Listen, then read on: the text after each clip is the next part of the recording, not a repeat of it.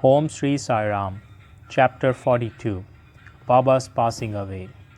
Previous indication: averting death of Ramachandra Tata Patel and Tatya Koti Patel, charity to Lakshmi Bai Shinde, and last moment. This chapter describes the passing away of Baba. Preliminary: the stories given in the previous chapter have shown that the light of Guru's grace removes fears of mundane existence, opens the path of salvation, and turns our misery into happiness. If we always remember the feet of the Sadguru, our troubles come to an end. Death loses its sting and the misery of this mundane existence is obliterated. Therefore, those who care for their welfare should carefully listen to the stories of Sai Samrat, which will purify their minds. In the beginning, Hemant Pant dwells on Dr. Pandit's worship and is marking Baba's forehead with tripunda, that is, three horizontal lines, but as this has been already described in chapter 41, it has been omitted here. Previous indication: the reader up till now heard the stories of Baba's life. Let them now hear attentively of Baba's passing away. Baba got a slight fever on 28 September 1918. The fever lasted for 2 or 3 days, but afterwards Baba gave up his food and thereby grew weaker and weaker. On the 17th day, that is Tuesday, the 15th October 1918, Baba left this mortal coil at about 2:30 p.m. While Professor G.G. Narke letter dated 5th November 1918 to Dada Saheb Karpde, published in Sai Leela magazine, page 78, first year. 2 years before this, that is in 1916, Baba gave an indication of his passing away, but nobody understood it then. It was as follows: on the Vijayadashmi day, Baba all of a sudden got into wild rage in the evening. When people were returning from Simalongam, crossing the border or limits of the village, taking off his headdress, kafni and langota, etc., he tore them and threw them in the duni before him.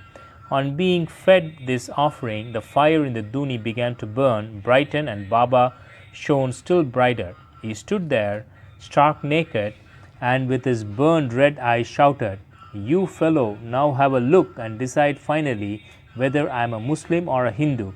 Everybody was trembled with fear, and none dared to approach Baba. After some time,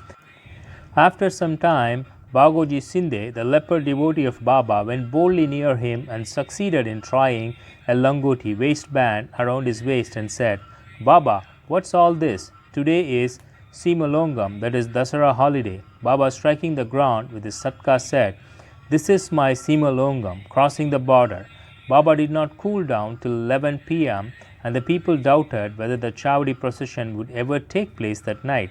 After an hour, Baba resumed his normal condition and dressed himself as usual, attended the Chavdi procession as described before. By this incident, Baba gave a suggestion that Dasara was the proper time for him to cross the border of life, but none understood its meaning then.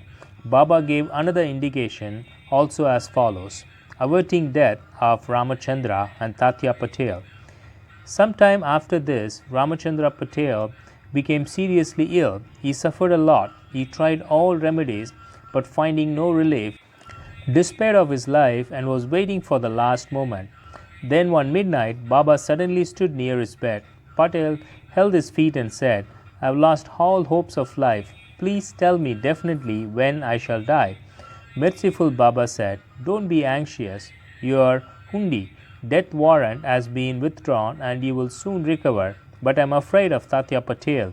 He will pass away on Vijayadashmi of Shaka 1840, that is 1918 AD. Do not divulge this to anybody, not to him, for he will be terribly frightened." Ramachandra Dada got well, but he felt nervous about Tatya's life, for he knew that Baba's words were unalterable and that Tatya would breathe his last within 2 years. He kept this secret, told it to none but to Bala Shimpi, a tailor only. Only these two persons, Ramachandra Dada and Bala Shimpi, were in fear and suspense regarding Tatya's life. Ramachandra Dada soon left his bed and was on his legs. Time passed quickly. The month of Bhadrapad of Shaka 1840, that is 1918, was ending and Ashwin was approaching. True to Baba's word, Tatya felt sick and was bedridden, and so he could not come for Baba's darshan. Baba was also down with fever. Tatya had full faith in Baba.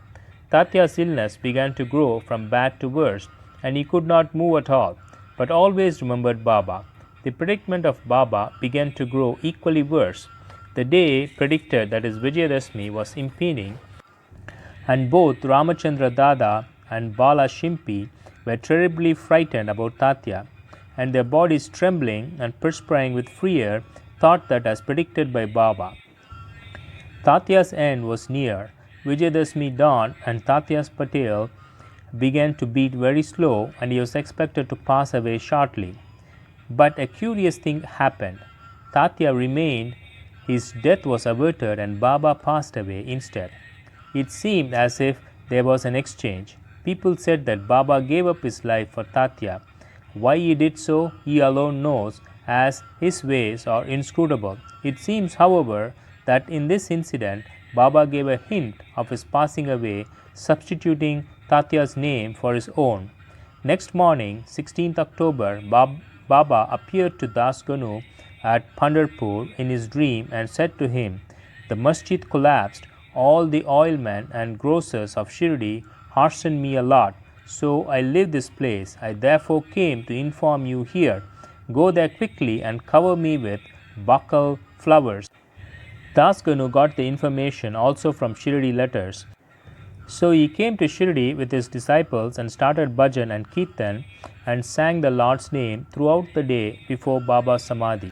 Himself weaving a beautiful garland of Lord Hari's name, he placed it on Baba's Samadhi and gave a mass feeding in Baba's name. Charity to Lakshmi Bai. Dasara or Vijayadashmi is regarded by all the Hindus as the most auspicious time, and it is benefiting that Baba should cross this time for his crossing the borderline. He was ailing some days before this, but he was ever conscious internally. Just before the last moments, he sat up without anybody's aid and looked better. People thought that the danger has passed off and he was getting well. He knew that he was to pass away soon, and therefore he wanted to give some money as charity to Lakshmi Bai Shinde, Baba pervading all creatures. This Lakshmi Bai Shinde was a good and well-to-do woman. She was serving in the masjid day and night. Except Bhagat Mahalsapati, Tatya and Lakshmi Bai, none were allowed to step in the masjid at night. Once while Baba was sitting in the masjid with Tatya in the evening, Lakshmi Bai came and saluted Baba. Baba said to her, "Oh Lakshmi, I am very hungry." Off she went saying, "Baba, wait a bit. I return immediately with bread." She did return with bread and vegetables and placed the same before Baba. He took it and gave it to a dog. Lakshmi Bai then asked, "What is this, Baba? I ran in haste, prepared bread with my own hands for you, and you threw it to a dog without eating a morsel of it. You gave me trouble unnecessarily." Baba replied, "Why do you grieve for nothing? The appeasement of the dog's hunger is the same as mine. The dog has a soul. The creatures may be different, but the hunger of all is the same. Though some speak and others are dumb, know for certain that he who feeds the hungry really serves me with food. Regard this as truth. This is an ordinary incident, but Baba thereby propounded a great spiritual truth and showed its practical application in daily life without hurting anybody's feeling. From this time onwards, Lakshmi Bai prepared to offer him daily bread and milk with love and devotion. Baba accepted and ate it appreciatingly. He took a part of this and sent this reminder through Lakshmi Bai to Radha Krishna Mai, which always relished and ate Baba's remnant prasad. This bread story should not be considered as a digression, or it shows how Sai Baba pervading all creatures and transcended them. He is omnipresent, birthless, deathless and immortal. Baba remembered Lakshmi Bai's service. How could he forget her? Just before leaving his body, he put his hands in his pocket and gave her ₹5 and then rupees 4, in all rupees 9. This figure 9 is indicative of the 9 types of devotion described in chapter 21, or it may be the dakshina offered at the time of Seemalongan. Lakshmi Bai was a well-to-do woman, and so she was not in want of any money. Baba might have suggested to her and brought it to her notice the 9 characteristics of a good disciple, mentioned in the 6th verse of chapter 10, Skanda 11 of the Bhagavad, wherein first 5 and then 4 characteristics are mentioned.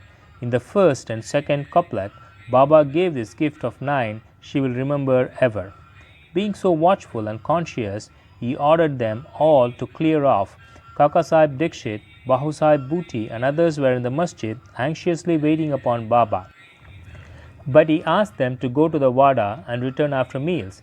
They could not leave Baba's presence, nor could they disobey him. So with heavy hearts and heavy feet, they went to the Wada. They knew that Baba's condition was very serious and that they could not leave him. They sat for meals, but their mind was elsewhere. It was with Baba. Before they finished, news came to them of Baba's shedding of mortal coil. Leaving their dishes, they ran to the masjid and found that Baba rested finally on Bayaji's lap. He did not collapse on the ground, nor did he lie on his bed, but sitting quietly on his seat and doing charity with his own hand, left the mortal coil. Saints embody themselves and come into this world with a definite mission, and after that is fulfilled, they pass away as quietly and easily as they came. Bow to Sri Sai, peace be to all. Om Sri Sai Ram.